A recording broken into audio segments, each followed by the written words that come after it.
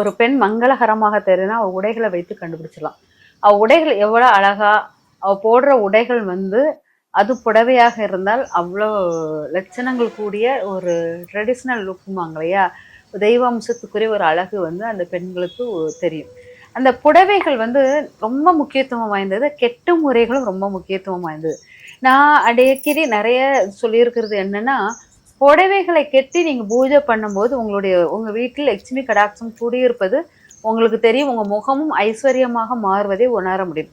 அதனால எப்பவுமே புடவைகள் கெட்டி நீங்க ஒரு சின்ன விளக்கேத்துனாலும் அது ரொம்ப அந்த வீடே மங்களகரமாக தெரியும். அவ்வளோ இந்த புடவை நம்மளுக்கு மகிமை வாய்ந்ததாக இருக்கிறது.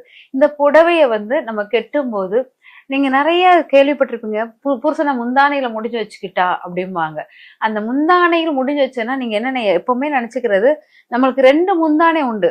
அதாவது உள்ளுக்கு சொருகிற ஒரு முந்தானை உண்டு, வெளியில உள்ள முந்தானை உண்டு. இந்த வெளியில உள்ள முந்தானை இறைவனுக்காகவும், இறைவன்கிட்ட ஒரு பிரசாதம் வாங்கும்போது நம்ம அந்த முந்தானையை இது பண்றதும், பிச்சை கேட்டுதல், வரம் பிரசாதம், பிச்சைகள் இதுக்கெல்லாம் இந்த முந்தானை ரொம்ப முக்கியத்துவமானது. மரியாதை நிமித்தமாக இந்த முந்தானை நம்ம எடுத்திருப்போம். இந்த புடவை முந்தானை நம்ம கோயிலுக்கு கும்பிட போகும்போது முந்தானை இப்படி ஃபுல்லாவே கீழே அப்படி ஃப்ளோட்டிங்ல விடுவாங்க அப்படிம்பாங்க இல்லையா? அப்படி விட்டுட்டு கடவுளை கும்பிடக்கூடாது. ஸோ அப்படியே முந்தானை என்னன்னா நம்மளுடைய அடக்கத்துக்குரிய உச்சத்தை காமிப்பதாக இருக்கும். நம்ம இந்த முந்தானை தான் நம்ம கணவனை எந்த லெவலுக்கு வச்சிருக்கோங்கிறதே காமிக்கும். இந்த முந்தானை அப்படியே தொங்க விட்டு இப்படி பறக்கிற விடுற மாதிரி வச்சிருக்காங்க இல்லையா?